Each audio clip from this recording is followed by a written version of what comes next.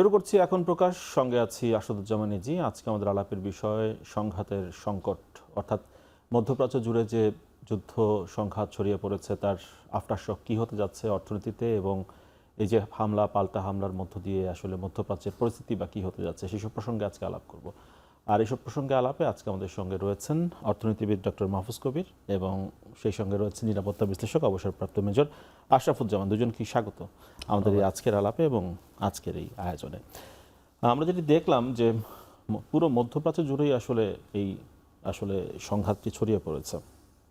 শুরুতে যেটি যুক্তরাষ্ট্র, ইসরায়েল এবং ইরানের মধ্যে ছিল, এখন তেহরানে দফায় দফায় ইসরায়েল যুক্তরাষ্ট্র হামলা চালাচ্ছে, আবার তেহরানও পাল্টা আসলে মার্কিন যে স্থাপনাগুলো রয়েছে ইসরায়েল সহ অন্যান্য প্রতিবেশী দেশগুলোতে মার্কিন ঘাঁটি এবং অন্যান্য যে আমরা দেখতে পাচ্ছি জ্বালানি স্থাপনা, সেখানে হামলা হচ্ছে, অয়েল ট্যাঙ্কারে হামলা হচ্ছে। এখন প্রশ্ন হচ্ছে এটি যে তেহরানের হামলার লক্ষ্যবস্তু কেন এসব জ্বালানি স্থাপনাগুলো হচ্ছে, কেন অয়েল ট্যাঙ্কার হচ্ছে, জ্বালানি অবকাঠামোকেই কেন টার্গেট করছে ইরান, সেটি দিয়ে আলাপ শুরু করব। আশরাফুজ্জামান, আপনাকে। জি, আপনাকে অনেক মোবারকবাদ। এই আপনার প্রশ্নের উত্তর দেওয়ার আগে এই গত 4 দিনের প্রেক্ষাপটে আজকের যুদ্ধের অবস্থায় সামারি হিসাবে বিভিন্ন বিজ্ঞ লোক যারা কথা বলছে তার ভিতরে আমেরিকানরাও আছে, ভারতীয় আছে, চাইনিজরা আছে। তো তারা যেটা বলছে যে এখন যে অবস্থা তাতে ইরান যুদ্ধে হারার অবস্থায় নেই আর আমেরিকার জিতার অবস্থায় নেই। তো এরকম একটা পরিস্থিতিতে আমরা তো জানি যুদ্ধে আসলে কেউ জেতে না শেষ পর্যন্ত। আপনার সাথে দ্বিমত আছে, সেটা ব্যাখ্যা করার জন্য সময় লাগবে। কাজেই সেই প্রসঙ্গে আসলে সেটা কথা বলার হয়তো অন্য প্রেক্ষাপটে বলা যাবে, বাট আজকের এই সীমিত পরিসরে এটা বলা যাবে না। জ্বালানি অবকাঠামো, জ্বালানি রাইট। এটা হচ্ছে মনে করেন যুদ্ধের অর্থনৈতিক আসপেক্টটা খুব গুরুত্বপূর্ণ। সুতরাং মনে করেন আপনার প্রতিপক্ষের যেখানে ইনকাম হবে সেই আয়ের উৎসে যদি আপনি আঘাত করতে পারেন, সেটা যদি নষ্ট করে দিতে পারেন, তাহলে আপনার ওয়ার ফান্ডিং কমে যাবে। যেমন এখানে সরাসরি আমেরিকা বা ইসরায়েল তেল এই আরব দেশগুলোর থেকে নিচ্ছে না, কিন্তু এই তেল পেট্রোডলারে বিক্রি হচ্ছে। পেট্রোডলারে বিক্রি হওয়া মানে আমেরিকান কফারে যাচ্ছে, মানে আমেরিকান রাষ্ট্রীয় কোষাগারে যাচ্ছে। সেই অর্থ ওয়ার মেশিনের পিছনে ব্যয় হচ্ছে। তার মানে আপনি যদি উৎসে যদি বন্ধ করতে পারেন, পেট্রোডলার যদি বন্ধ থাকে, তাহলে তো আপনি ওই জায়গায় টান পড়ন হবে। এখানে আরেকটা আসপেক্ট আছে, আমেরিকা বর্তমান অবস্থায় অর্থনৈতিক খুব ভালো অবস্থায় নেই, কারণ তাদের ট্রেজারি বন্ডগুলো বিভিন্ন দেশ যারা বিপুল পরিমাণ ধরে রেখেছিল তাগুলো ছেড়ে দিচ্ছে। আমেরিকার অর্থনৈতিক অবস্থার আগামী দিনগুলোতে একটু শঙ্কা দেখা দিয়েছে, সেই জন্য তারা এইভাবে করছে।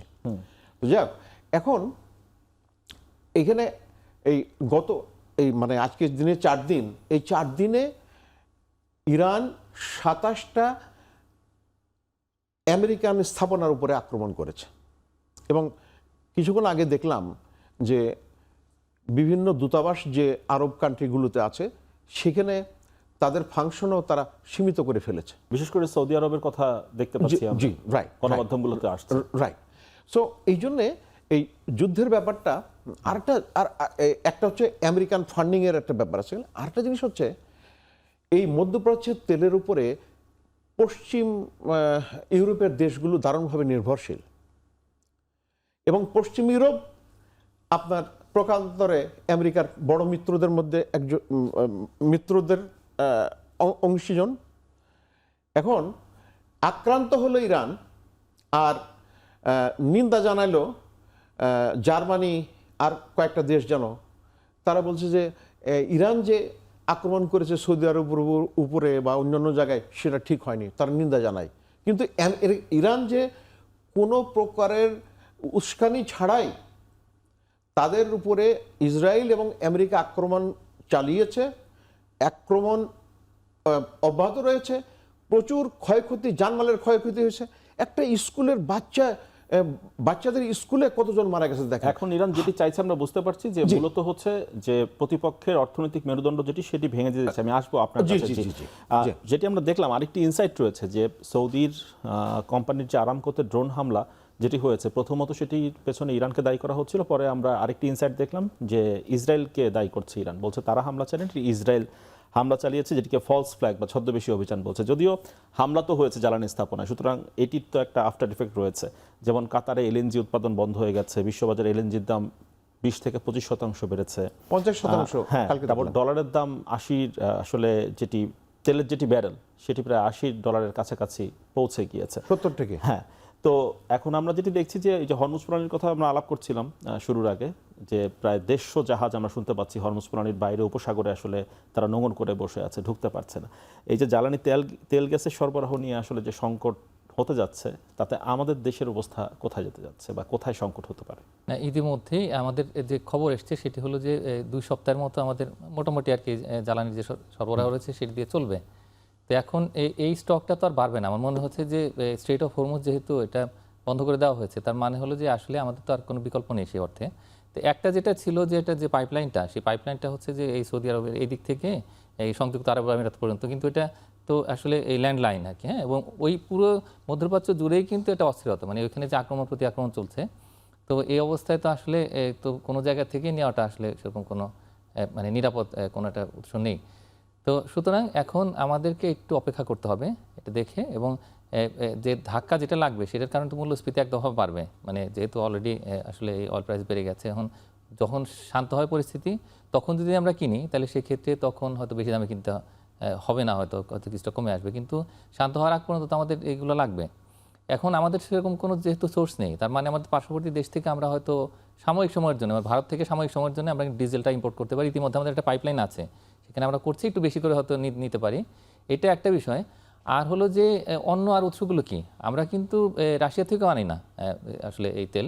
আবার একই সঙ্গে কিন্তু আমরা এই চাইলে এখনই সেই কিন্তু সাউথ আমেরিকা থেকে নিয়ে আসতে পারবো ভেনেজুয়েলার যে তেল, সেটা হয়তো ভারতের সঙ্গে কথাবার্তা হচ্ছে। তো সব মিলিয়ে আসলে আমাদের শর্ট টার্মে যে এই সাপ্লাইটা নেই।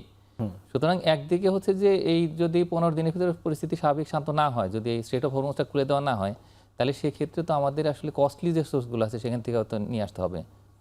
তো সুতরাং এটা একটা বড় সমস্যা। আর উৎপাদন খরচ বেড়ে যাওয়া, তারপরে হলো যে সারা পৃথিবী যেহেতু ইনফ্লেশন হচ্ছে, তার মানে হচ্ছে আমাদের যে এক্সপোর্ট আইটেম সেগুলোর যে ডিমান্ড সেটা কিন্তু কমে যাবে, তার কারণ অন্যেরা অন্য জায়গাতে আসলে এই অর্থটা খরচ করবে। মানে আমরা যেটা বুঝতে পারছি যে মার্চ মাসে হয়তো খুব একটা সংকটের মধ্যে পড়তে হবে না আমাদেরকে তেল এবং গ্যাস নিয়ে, হয়তো বা মার্চ মাসের পর যদি যুদ্ধ যদি কন্টিনিউ চলতে থাকে, তাহলে মার্চ মাসের পর গিয়ে হয়তো ভাবতে হবে যে আসলে সংকটটা কোন জায়গায় গিয়ে আঘাত করে, তাই তো? বিবিসি চেয়ারম্যানও বলছিলেন যে আসলে মার্চে খুব একটা সমস্যা হবে না, এই মাসটা হয়তো চালিয়ে নেওয়া যেতে পারে।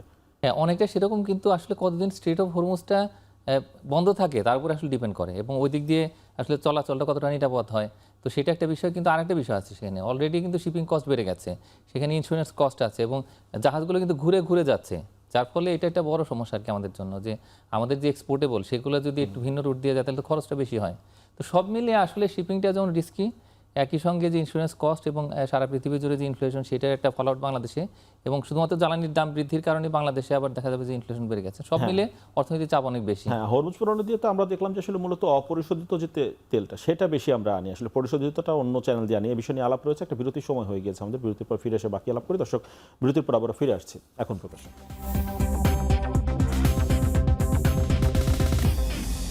আমরা আলাপ করছিলাম মধ্যপ্রাচ্যের সংকট পরিস্থিতি নিয়ে। আমরা যেটি বুঝলাম যে আসলে হরমুজ প্রণালী একটি বড় ফ্যাক্ট, তো এটি স্বাভাবিক না হলে বিশ্ব বাণিজ্য খুব একটা স্বাভাবিক হবে না, আমাদেরও সংকট পোহাতে হবে। এটি কতদিন আসলে হামলা চালিয়ে বন্ধ রাখতে পারে ইরান? ইরানের জন্য কোনো তাড়াহুড়ো নেই হরমুজ প্রণালী খুলে দেওয়ার জন্য। এবং আজকে খবর পেলাম, মানে নেটে দেখলাম যে ইরানিরা তারা চাইনিজ জাহাজ এবং রাশিয়ান জাহাজকে তাদের পাস থ্রু করতে দিচ্ছে, বাকি সবগুলো আটকে রাখছে। এটা হচ্ছে তাদের একটা লিভারেজ। এই যে হরমুজ প্রণালী 110 কিলোমিটার মতো লম্বা, সরি 110 মাইল মতো লম্বা, আর হচ্ছে যেটা সর্বনিম্ন সেটা হচ্ছে 21 মাইল চওড়া। তো এইটা একটা বড় চোক পয়েন্ট বলা হয়, এবং এখান দিয়ে আপনি পৃথিবীর তেলের 20% যায়, গ্যাসের 23% যায়, আর এই যে জিসিসিভুক্ত যে দেশগুলো আছে তাদের খাদ্যদ্রব্যের 90% আমদানি হয় এই রুট দিয়ে। আরেকটা ছোট এর সাথে সম্পূরক হচ্ছে যে জিসিসিভুক্ত দেশগুলো অতিরিক্ত পানি ওই মানে সমুদ্রের লোনা পানিকে ডিস্যালিনাইজেশন করে তারা সাপ্লাই করে। এখন ইরান ওইটার উপরে টার্গেট করছে। তার মানে আপনি কয়দিন যদি পানি যদি সাপ্লাই না হয় তাহলে তাদের কি অবস্থা হবে দেখেন। সুতরাং ইরানের অবস্থা হচ্ছে হাতে মারবো না ভাতে মারবো, ভাতে মারবো না পানিতে মারবো, কারণ তাদের তো আর হারাবার কিছু নেই। আর একটা ছোট্ট কথা এই জায়গায় সম্পর্ক আমি দিয়ে রাখি, সেটা হচ্ছে ওদের কমান্ডকে ডিসেন্ট্রালাইজ করছে, বিভিন্ন প্রদেশে তাদের ইন্ডিপেন্ডেন্ট কমান্ড দেওয়া আছে। ঠিক যেভাবে আমাদের মুক্তিযুদ্ধের সময় sector commander, sub sector commander তারা নিজেরা পরিকল্পনা করতো এবং সেটা বাস্তবায়ন করতো, এবং এর ফলে তাদের অপারেশনাল ফ্লেক্সিবিলিটি হয়েছে। এবং যুদ্ধবিদ্যায় ফ্লেক্সিবিলিটি অর্থাৎ নিজের কমান্ডারদের নিজের অপারেশনাল প্ল্যান এবং পরিকল্পনা বাস্তবায়নের ক্ষেত্রে যে অপারেশনের স্বাধীনতা থাকাটা খুব জরুরি, যেটা ইরান করছে। কিছুটা হচ্ছে চাপে পড়ে, আর কিছুটা হচ্ছে যাতে করে তারা ঠিকমতো কাজ করতে পারে। শুধু একটুখানি বেশি স্বাধীনতা হলে আবার সেই স্বাধীনতায় আবার সমন্বয়ের অভাব হয়। সুতরাং সেরকম একটা দুর্বলতা আছে, বাদ দিয়ে বাকি ঠিকই চলছে।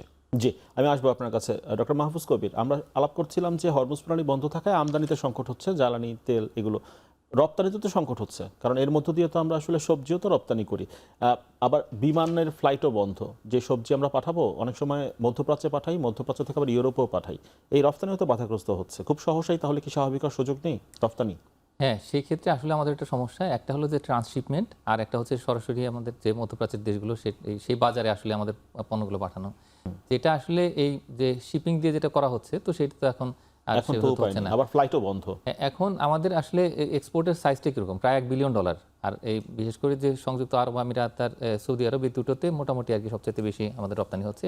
সেখানে তৈরি পোশাক রয়েছে, খাদ্যপণ্য রয়েছে। আমাদের যারা প্রবাসী শ্রমিক তারা তো বাংলাদেশের যে রপ্তানি করা খাদ্যপণ্য সেগুলোর উপর অনেকটা নির্ভর করেন। বাংলাদেশ ব্যাংকের তথ্য বলছে আমরা আসলে আমদানি করি এই হরমুজ প্রণালীর যে পথ নির্ভর, সেখান থেকে $600 কোটি মতো আমদানি, আর রপ্তানি হয় 75 করোড়। এটা জলপথের কথা বললাম, আকাশপথের হিসাবটা আরো বেশি হ্যাঁ, হবে। ওইটা সব মিলিয়ে আর কি, যেটা হচ্ছে যে প্রায় $1 বিলিয়ন মতো আর কি আমাদের রপ্তানি মধ্যপ্রাচ্যের বাজারে। আর আমদানি যেটা করছে আমাদের মূলত আমাদের জ্বালানি পণ্য। তো এখন এই জায়গাতে একটা বড় সমস্যা হচ্ছে, তার কারণ এই যেটা হলো যে এই মধ্যপ্রাচ্যের দেশগুলো তো আসলে মেইনলি আর কি আমাদের যে সংযুক্ত আরব আমিরাত এবং কাতার, এই দুটাই হচ্ছে গ্লোবাল এয়ারলাইন্স হাব। তো এই হাব দিয়ে হচ্ছে আমাদের যারা যেমন যাত্রী যাচ্ছে, একই সঙ্গে কিন্তু আমাদের যে পণ্যগুলো, বিশেষ করে খাদ্যপণ্য সেগুলো যাচ্ছে, মানে এয়ার কার্গো যেগুলো যায়।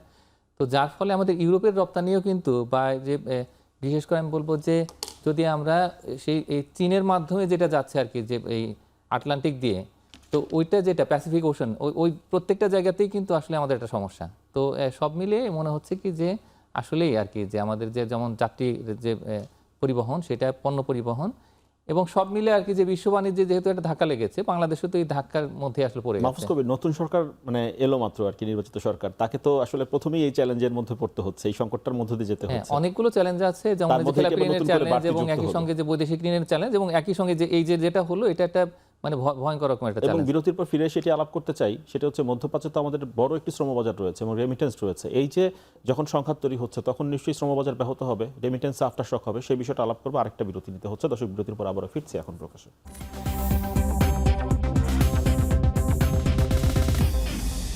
আমরা কথা বলছিলাম যে মধ্যপ্রাচ্যে যে সংঘাত, সেই সংঘাতের কারণে আমাদের যে শ্রমবাজার, সেখানেও তো এক ধরনের অস্থিরতা তৈরি হচ্ছে, যেতে পারছেন না অনেকে, গেলেও সেখানে সংঘাতময় পরিস্থিতি কি হতে যাচ্ছে আমাদের শ্রমবাজারের ক্ষেত্রে মধ্যপ্রাচ্যে?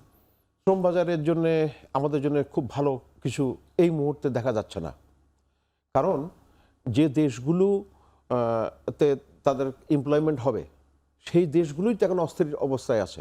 যেমন কাতারে যে তাদের এলএনজি বন্ধ হয়ে গেছে, এবং তাদের এলএনজি বন্ধ হওয়ার কারণে ইন্টারন্যাশনাল মার্কেটে আমি গতকাল দেখলাম 50% এলএনজির দাম বেড়ে গেছে।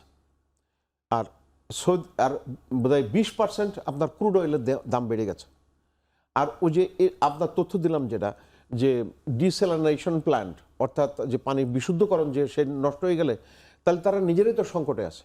আর যুদ্ধ অবস্থায় যেটা সবচেয়ে বড় সমস্যা হয়, এর আগে অবশ্য আমাদের একটা অভিজ্ঞতা আছে, যে যখন ইরাকের যুদ্ধ হয়েছিল, বিশেষ করে প্রথম গালফ ওয়ারের সময় সাদ্দাম যখন ছিল ক্ষমতায়, তখন আমাদের লোকদেরকে ইভাকুয়েট করতে হয়েছিল, লিবিয়ার থেকে আমাদেরকে ইভাকুয়েট করতে হয়েছিল। তো এরকম কোনো পরিস্থিতি এবং যুদ্ধের মাত্রাটা যদি আরও ব্যাপকতা পায়, তাহলে হয়তো নতুন এমপ্লয়মেন্ট তো পরের কথা, যারা আছে তাদেরকেই হয়তো ইভাকুয়েশনের পর্যায়ে যেতে হতে পারে। সম্ভাবনা খুব বেশি দেখছি না, বাট এরকম একটা সম্ভাবনা আছে, যদি নির্ভর করে যুদ্ধের মাত্রাটা কোন জায়গায় যাচ্ছে। জি, মাহফুজ কবির, আমরা যেটি দেখলাম সেটা হচ্ছে, যদি শ্রমিকরা চাকরি হারান, দেশে ফিরে আসতে হয়, রেমিটেন্সে কী পরিমাণ চাপ পড়তে পারে, আর যারা ফিরে আসবেন তাদের কর্মসংস্থানের পুনর্বাসন কি হতে পারে? আসলে এই মধ্যপ্রাচ্য আমাদের মূল যে শ্রমশক্তির জায়গা, এবং সেখানে সৌদি আরব, তারপরে কাতার, এবং এর পাশাপাশি ওমান আছে, সংযুক্ত আরব আমিরাত, কুয়েত, প্রত্যেকটা দেশই কিন্তু আমাদের জন্য গুরুত্বপূর্ণ। তো এখন ওই দেশগুলোতে এখন যেটা দাঁড়াচ্ছে আর কি, যে সবাই তো আসলে নিরাপদ আশ্রয়ের খোঁজে আছে, এবং ওই দেশের যে যারা সরকার প্রধান, তারা কিন্তু ইতিমধ্যে আমাদের মাননীয় প্রধানমন্ত্রীর সাথে কথা বলেছেন, এবং নিরাপত্তার দিকটা তারা দেখছেন, কিন্তু নিজেরাই তো অনিরাপদ। এখন আমাদের এত লক্ষ লক্ষ শ্রমিক কীভাবে কী করবেন? এখন ব্যবসা বাণিজ্য যেহেতু অলমোস্ট বন্ধ আর কি, তো এই অবস্থায় খুব সামান্য পরিমাণে কিন্তু অর্থনৈতিক কর্মকাণ্ড চলছে। তো সুতরাং কিছুদিন পরে যদি ওই ব্যবসাগুলো বন্ধ হয় বা দীর্ঘস্থায়ী হয় যে সংঘাত, তাহলে সেক্ষেত্রে তো তাদের ব্যাক করতে হবে। তো শ্রমিকদের ছাঁটাই হতে পারে, এবং এই কারণে আমাদের চিন্তা সবচেয়ে বেশি। তার কারণ এমনিতেই এই সরকার অনেকগুলো চ্যালেঞ্জের মধ্যে আছে, এবং তারা নতুন যেহেতু দায়িত্ব নিয়েছে, অনেকগুলো নতুন নতুন চ্যালেঞ্জের মধ্যে একটা চ্যালেঞ্জ হচ্ছে আমাদের এই শ্রমশক্তির চলে আসা। তো এখন আমাদের হাতে খুব বেশি আসলে উপায় নেই। তার কারণ তাদেরকে রিইন্টিগ্রেশনের জন্য নতুন করে ট্রেনিং দেওয়া, তাদের জন্য স্বকর্মসংস্থানের ব্যবস্থা করা, বা আমাদের যে ইন্ডাস্ট্রিয়াল জোন, ইকোনমিক জোন, ওগুলোতে ব্যবস্থা করা, এগুলো এমনিতেই সরকারের যে পরিকল্পনা সেটা হলো যে আগামী 1.5 বছরের মধ্যে 1 কোটি নতুন কর্মসংস্থান তৈরি করা। এখন এখানে আমাদের স্পেশাল যদি স্কিম না নেওয়া হয়, তাহলে সেক্ষেত্রে এদেরকে আসলে এমপ্লয়েড করা যাবে না। এটা একটা চিন্তার বিষয়। সেক্ষেত্রে সংকট তৈরি হবে। জি, মেজর আশরাফ, আপনার কাছে আসতে চাই, সেটা হচ্ছে এই যুদ্ধ চালিয়ে যাওয়ার মতো ক্যাপাসিটি যুক্তরাষ্ট্রের কতদিন বা কত সময় ধরে থাকবে বলে মনে হয়? এবং ইরান যে যুদ্ধ চালাচ্ছে, ইরানি বা আসলে এই অর্থনীতির পরিস্থিতি কি দাঁড়াবে? এই যুদ্ধ যদি দীর্ঘস্থায়ী হয়, চালিয়ে যেতে পারবে তারা? জি, আপনাকে দুটো তথ্য আমি দিই, তাহলে আপনার জন্য সুবিধা হবে।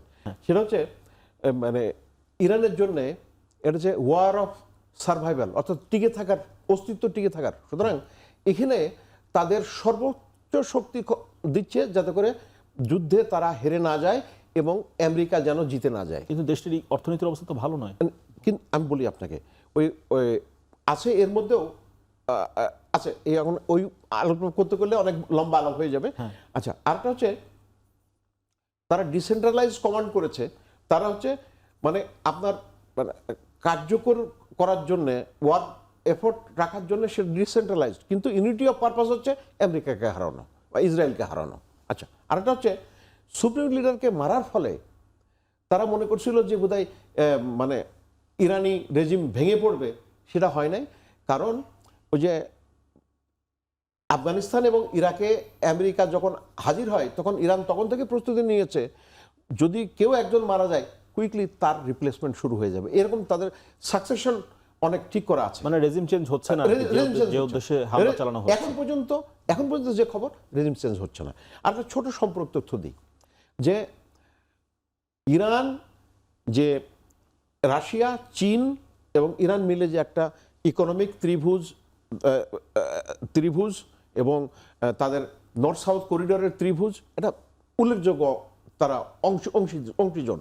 কাজেই এই দুই দেশ কোনো সময় চাইবে না এই যেন ইরান সম্পূর্ণভাবে হেরে যায় বা ধ্বংস হয়ে যায়। কিন্তু আমরা দেখছি যে আসলে রাশিয়া এবং চীন নীরব ভূমিকা পালন করছে। এটি কোন কারণে? বিরতির পর ফিরে এসে শুনবো। বিরতির পর আবারও ফিরছে এখন প্রকাশে।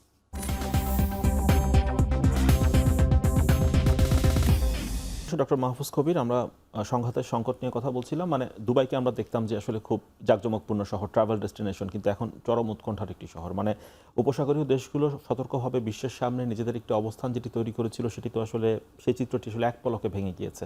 গোটা মধ্যপ্রাচ্যের অর্থনীতি আসলে কতটা চাপে পড়তে যাচ্ছে এই হামলার মধ্য দিয়ে? হ্যাঁ, ইতিমধ্যে চাপটা তো আমরা টের পাচ্ছি, যে ব্যবসা বাণিজ্য বন্ধ, এবং যে গ্লোবাল হাব হিসেবে, বিশেষ করে এয়ারলাইন হাব হিসেবে যেটা ছিল, তো সেটা কিন্তু এখন একেবারে স্তীমিত হয়ে গেছে, থমকে গেছে। তো এটার কারণে যেটা হচ্ছে যে আমরা তো জানি যে সারা পৃথিবী থেকে ধনাঢ্য ব্যক্তিরা আসলে ওইখানে আসে বিলাসী জীবনযাপনের জন্য। তো পাম জুমেরা থেকে শুরু করে যে এত বড় যে সমস্ত বুর্জ খলিফা, তো ওই সমস্ত কিন্তু তৈরি হয়ে গেছে। তো যার ফলে সারা পৃথিবীর যে সমস্ত সম্পদ নিয়ে ওইখানে জড়ো হয়, এবং একই সঙ্গে যে দেখা যাচ্ছে যে তারকারা সেখানে অ্যাপার্টমেন্ট কিনেন এবং সেখানে তারা বিনিয়োগ করেন। তো বিনিয়োগের হচ্ছে স্বর্গরাজ্য আসলে এই দুবাই সহ আর কি মধ্যপ্রাচ্যের দেশগুলো, বিশেষ করে সংযুক্ত আরব আমিরাত। এবং একই সঙ্গে আরেকটা বিষয় হচ্ছে কি, যে এই পুরো মধ্যপ্রাচ্যের দেশগুলো কিন্তু ইকোনমিক ডাইভার্সিফিকেশনে যাচ্ছিল, মানে এই তেল গ্যাসের বাইরে কিন্তু বের হয়ে আসবে। হ্যাঁ, তারা সেই সায়েন্স টেকনোলজি, বিশেষ করে যে এখানে নাউন সিটি, যেটা একেবারে স্মার্ট সিটি, তো সেগুলোর যে সমস্ত স্বপ্ন, সেগুলো কিন্তু এখন ভেঙে খান হয়ে যাচ্ছে। এখন এইখানে আমার মনে হয় কি, যে এই যুদ্ধের পরে তারা হয়তো ভিন্ন কোনো কৌশল অবলম্বন করবে, তো অর্থনীতিটা কিন্তু একটা ভিন্ন চেহারা দাঁড়াবে। হয়তো এই যেরকম বিলাসবহুল জীবনের চাইতে বরং তারা ভবিষ্যতে প্রতিরক্ষা, নিরাপত্তা এবং একই সঙ্গে যে কৌশলগত সেই জায়গাগুলোতে অনেক বড় পরিবর্তন নিয়ে আসবে। এবং ডক্টর মাহফুজ কবির, আপনি লক্ষ্য করছেন ইসরায়েলকে যেভাবে রক্ষা করতে পারছে যুক্তরাষ্ট্র, মধ্যপ্রাচ্যের অন্যান্য দেশে মার্কিন ঘাঁটি থাকা সত্ত্বেও কিন্তু পারছে না রক্ষা করতে। না, সেটা তো একটা ট্রেডিশনাল ভিউ ছিল যে না, মার্কিন ঘাঁটি যদি থাকে তাহলে ভয়ে হয়তো কেউ আক্রমণ করবে না। কিন্তু এখন তো আমরা দেখলাম যে সমস্ত হিসাব নিকাশ পরিবর্তিত হয়ে গেছে। আমি মনে করি যে এইখানে কিন্তু একটা সুযোগ রয়েছে বাংলাদেশের। তার কারণ এখন বাংলাদেশের মতো যে দেশগুলো আছে, অধিক নিরাপদ দেশ এবং উদীয়মান অর্থনীতির যে দেশগুলো আছে, তো সেই দেশগুলোতে বিনিয়োগ আসার একটা ভালো সম্ভাবনা রয়েছে। এখন তারা চিন্তা করবেন যে ঠিক আছে, যেগুলো উদীয়মান সেই দেশে গিয়ে তাদের যে সমস্ত ইকোনমিক জোন, তো সেখানে কিন্তু এখন বাংলাদেশের জন্য যে সুযোগ, আমি মনে করি যে সেই সুযোগটা কিন্তু একেবারে ইউনিক। তো এই জায়গাতে এখন বাংলাদেশের নতুন প্রধানমন্ত্রী জনাব তারেক রহমান, তিনি যদি এখন একটা মেসেজ দেন যে না ঠিক আছে, বাংলাদেশ হতে পারে পরবর্তী একটা গন্তব্য, তাহলে সেই ক্ষেত্রে বড় সম্ভাবনা আছে বাংলাদেশের সম্ভাবনা কাজে লাগাতে পারে। মেজর আশরাফ, আপনার কাছে আসতে চাই, মানে এই যে একের পর এক আঘাতে কাতার, আমিরাত, বাহরাইন, তারা কি আসলে পাল্টা আঘাত করে বসতে পারে কিনা ইরানকে, নাকি যুক্তরাষ্ট্রের দিকেই তাকিয়ে থাকবে তারা? ওই যে লালনের একটা গান আছে, একটা বধ হওয়া লেগে কখন জানি পাখি উড়ে যায়। তো এই বধ হওয়া লাগছে যুদ্ধের হাওয়া, এবং ইরান এই যুদ্ধটাকে রিজিওনালাইজ অর্থাৎ আঞ্চলিক পর্যায়ে নিজেদের সমর্থ হয়েছে। এবং ইরানের এই যুদ্ধ, এই যে বিস্তৃতি করে দেওয়া, এবং যারা আপনার আমেরিকার চোখের দিকে তাকায় থাকতো, তো তাদেরকে বুঝাই দেওয়া যে না, তোমরা ওদের উপরে রিলাই করতে না, শুধু ইসরায়েলের জন্য তারা অনেক দূর যাবে, সব কিছু করার চেষ্টা করবে, but not any other Arab country. সুতরাং আমি মনে হয় এই প্রেক্ষাপটে এই জিনিসটা এটা উন্মোচিত হয়েছে। এবং আপনি অবাক হয়ে যাবেন, যে সমস্ত বিমান প্রতিরক্ষা ব্যবস্থা ছিল সেইগুলো সরায় ওই ইসরায়েলে নিয়ে গেছে।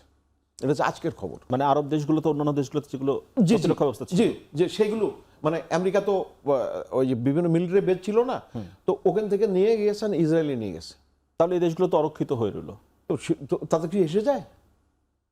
আপনার মনে আছে যে কাতারের $400 মিলিয়ন বোয়িং বিমান ট্রাম্প সাহেব উপহার নিলেন, আর তার কিছুদিন পরেই সেই কাতারে ইসরায়েল মিসাইল নিক্ষেপ করলো। তাহলে যুদ্ধের বাস্তবতাতে এক ভিন্ন চিত্র লক্ষ্য করছে উপসাগরীয় দেশগুলো, অন্যান্য যে দেশগুলো রয়েছে।